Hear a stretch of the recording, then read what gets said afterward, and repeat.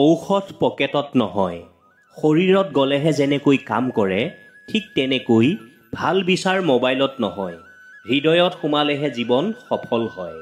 সেয়ে সকলোৱে unique Assam Facebook page আৰু ইউনিক আছাম ইউটিউব চেনেলৰ জৰিয়তে প্ৰকাশ কৰা এই যে সুন্দৰ কথাবোৰ হৃদয়েৰে আঁকোৱালি লৈ জীৱনত প্ৰয়োগ কৰিবলৈ সকলোকে অনুৰোধ জনালোঁ। আহক জীৱন পথৰ কেইটামান খুব সুন্দৰ কথা আমি এতিয়া শুনো। আনৰ সুখৰ সংগী হোৱাতকৈ পাৰিলে দুখৰ সমভাগী হওক, কাৰণ সুখৰ তুলনাত দুখৰ সময়ত মা দেখা দিয়া মানুহ বৰ তাকৰ। অভাৱ থাকিব পাৰে জীৱনত, কিন্তু নিজৰ সন্মান হানি কৰা স্বভাৱ নাই। এটা সুন্দৰ বাক্য আৰু আচৰিত অৰ্থ। আমি জীৱনত সকলো বস্তু স্থায়ী ৰূপত পাব বিচাৰোঁ, কিন্তু আমাৰ জীৱনটোৱেই যে অস্থায়ী সেই কথা আমি কিয় পাহৰোঁ? অতীত আৰু ভৱিষ্যত বৰ অদ্ভুত। অতীতক মানুহে ঘূৰাই পাব নোৱাৰে আৰু ভৱিষ্যতক মানুহে আনিব নোৱাৰে। অথচ মানুহে অতীতক লৈয়ে কষ্ট পায় আৰু ভৱিষ্যতক লৈয়ে চিন্তা কৰি থাকে, কিন্তু বৰ্তমানত সুখী হ'বলৈ আৰু পাহৰি যায়। সেয়ে বৰ্তমানত সুখী হ'বলৈ যত্ন কৰক। সুন্দৰ হৃদয় আৰু ভাল ব্যৱহাৰ দুয়োটাই প্ৰয়োজন।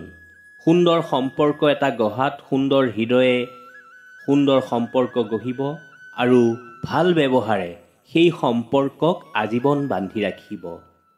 দুখবোৰে কেতিয়াবা চকুলো হৈ সৰে আৰু কেতিয়াবা বৰফ হৈ গোট মাৰে বুকুত। তথাপিও মই সুখী সুখী হোৱাৰ নাটকখনত সদায় জয়ী। জীৱনত প্ৰাণ খুলি হাঁহিবলৈ শিকক, কাৰণ কান্দিবলৈ আমাক বহুতেই শিকায়। কাকো সৰু বুলি অৱজ্ঞা নকৰিব। ক্ষুদ্ৰ ধূলিকণা ভৰিত লাগিলে একো নহয়, কিন্তু সেই ধূলিকণা চকুত পৰিলে বহুত কষ্ট হয়। হাঁহি আৰু কান্দোনৰ অপূৰ্ব মিলন, এয়াই হ'ল মানৱ জীৱন। সকলো নাৰী ধনৰ বলিয়া নহয়, বলিয়া মাথো একাজলি পবিত্ৰ মৰম। পুৰুষৰ সৌন্দৰ্যই সকলো নাৰীক আকৰ্ষণ কৰিব নোৱাৰে। সততা আৰু হৃদয়বান এজন পুৰুষ সকলো নাৰীয়ে বিচাৰে। সঁচা প্ৰেম গাৰ্লফ্ৰেণ্ড বয়ফ্ৰেণ্ডৰ তোলাচনীৰে নুজুখি, সঁচা প্ৰেম ঘৰ সংসাৰ আৰু পৰিয়ালৰ ক্ষেত্ৰতহে প্ৰয়োজন। জীৱনটো সদায় হাঁহিৰেই উদযাপন কৰিবলৈ চেষ্টা কৰক, কিয়নো আমি কোনেও নাজানো জীৱন আৰু কিমান দিনৰ। জীৱন চাগে এনেকুৱাই, সুখী হোৱাৰ অভিনয়হে কৰিব পাৰি, কিন্তু সঁচা অৰ্থত সুখী হোৱাটো বৰ কঠিন। এই যুগত আটাইতকৈ কঠিন কাম হৈছে মানুহৰ মন বুজাটো। কোনে সঁচা কৈছে, কোনে মিছা কৈছে আৰু কোনে অভিনয় কৰিছে একো ধৰিব নোৱাৰি। বেলেগক দিয়া কষ্ট এদিন তেতিয়া নিজে অনুভৱ কৰিবা, যেতিয়া বুজিবা কিমান বিৰক্তিকৰ হ'ব পাৰে সময়বোৰ। আশা কৰিয়েই জীয়াই থাকক, কিন্তু আনৰ পৰা আশা কৰি নহয়। কেৱল প্ৰেমৰ বাবেই সকলো উজাগৰে নাথাকে। ঘৰখনৰ প্ৰতি বাঢ়ি অহা দায়িত্ব, কেৰিয়াৰ প্ৰতি থকা চিন্তাবোৰেও বহু নিশা টোপনি কাঢ়ি নিয়ে। সম্পৰ্কৰ মৃত্যু হ'ব পাৰে, কিন্তু স্মৃতিৰ কেতিয়াও মৃত্যু নহয়, কাৰণ স্মৃতি এক পবিত্ৰ আত্মা। আত্মাৰ মৃত্যু কেতিয়াও নহয়। অৰ্থ আৰু স্বাৰ্থ দুয়োটাই বৰ ভয়ানক। এই দুয়োটাৰ বাবেই মানুহ অমানুহ হয়। সুখৰ দিনত যিজন আলহী আহিব, সেইজন আপোনাৰ সুৰক্ষাৰ বাবে নহয়, তেওঁ স্বাৰ্থৰ বাবেহে আহিব। কিন্তু দুখৰ দিনত যিজন আলহী আহিব, সেইজন নিজৰ স্বাৰ্থৰ বাবে নহয়, আপোনাক সান্তনা দিবলৈহে আহিব। এইটো অপ্ৰিয় হ'লেও সত্য।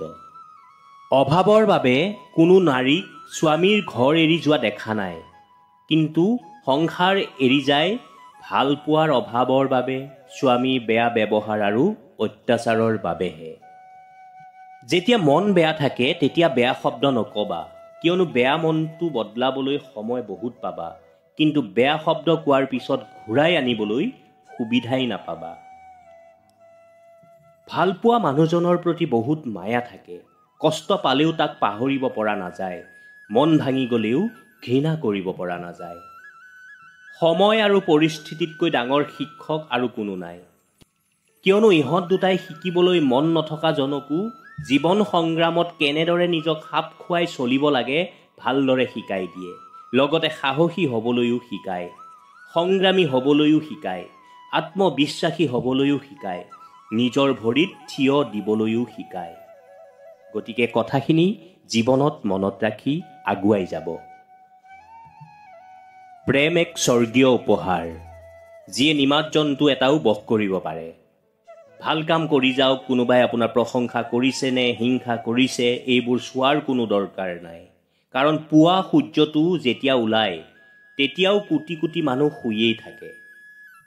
অস্ত যোৱা সূৰ্যটোক পাবলৈ 12 ঘণ্টা সময় লাগে, কিন্তু হেৰাই যোৱা বিশ্বাস গোটেই জীৱন অপেক্ষা কৰিলেও ফিৰাই পোৱা নাযায়। গৰুৱে ঘাঁহ খায়ো গাখীৰ দিয়ে, সাপে গাখীৰ খায়ো বিষ ঢালে। পাৰ্থক্যটো খোৱাৰ বাবে নহয়, পাৰ্থক্যটো স্বভাৱ ও আচৰণৰ বাবে। সকলো মানুহে যে তোমাক বুজিব এইটো জৰুৰী নহয়। দগা পাল্লাই ওজনহে ক'ব পাৰে, কোৱালিটি নহয়। বহুতেই তোমাক দেখুৱাব এই পৃথিৱীখন কিমান সুন্দৰ, আৰু খুব কম সংখ্যকেহে তোমাক দেখাব এই পৃথিৱীত তুমি কিমান সুন্দৰ। নিজেই নিজৰ প্ৰশংসা কৰাটো ব্যৰ্থ, কাৰণ সুগন্ধিয়ে বুজাই দিয়ে ফুল ক'ত ফুলিছে।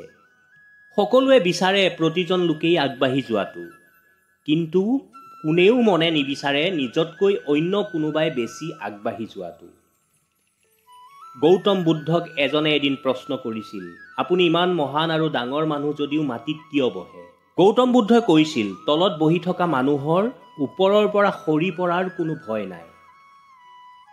বৰ্তমান টকা মানুহৰ মেৰুদণ্ড, শিক্ষা মানুহৰ কাৰাদণ্ড, সত্য কথা মানুহৰ মৃত্যুদণ্ড। পুৰণা হ'লে গছ কেতিয়াও নাকাটিব, ফল দিব নোৱাৰিলেও ছাঁ দিব। ঠিক তেনেকৈ মা দেউতা বৃদ্ধ হ'লে অৱহেলা নকৰিব, টকা পইচা দিব নোৱাৰিলেও দুহাত ভৰি আশীৰ্বাদ দিব। মনে মনে থাকক, আপোনাৰ দাম বাঢ়ি যাব। কমকৈ কথা ক'ব, সকলোৱে আপোনাক গুৰুত্ব দিব। যিমানেই কথা কমকৈ ক'ব, সিমানেই আপোনাৰ কথাৰ মূল্য বাঢ়িব। সকলোৱে এদিন বাট চাই ৰ'ব কি ক'ব শুনিবলৈ। সকলো সময়তে যদি চেপচেপাই থাকে, আপোনাৰ কথাৰ কোনো মূল্য নাথাকে। বন্ধুসকল, চেনি আৰু নিমখ দেখিবলৈ একে, কিন্তু পাৰ্থক্য সোৱাদত। তেনেদৰে মানুহ আৰু অমানুহ দেখাত একে, কিন্তু পাৰ্থক্য কেৱল আচৰণত। যিয়ে তোমাক সৰু ভাবে তাৰ পৰা দূৰত থাকা।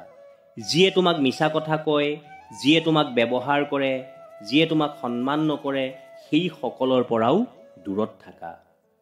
কাৰোবাৰ মন, কাৰোবাৰ সন্মান, কাৰোবাৰ বিশ্বাস, কাৰোবাৰ ভালপোৱা, কাৰোবাৰ দুৰ্বলতা, কাৰোবাৰ জীৱনৰ দুখ, এইবোৰক লৈ ফূৰ্তি নকৰিব। আপোনাৰ যিমান ডাঙৰ সপোন হ'ব, আপুনি সিমানেই বেছি সমস্যাৰ সন্মুখীন হ'ব। আৰু যেতিয়া সমস্যা সমাধান কৰিব পাৰিব, তেতিয়া আপোনাৰ ডাঙৰ সপোনবোৰো পূৰ হ'ব।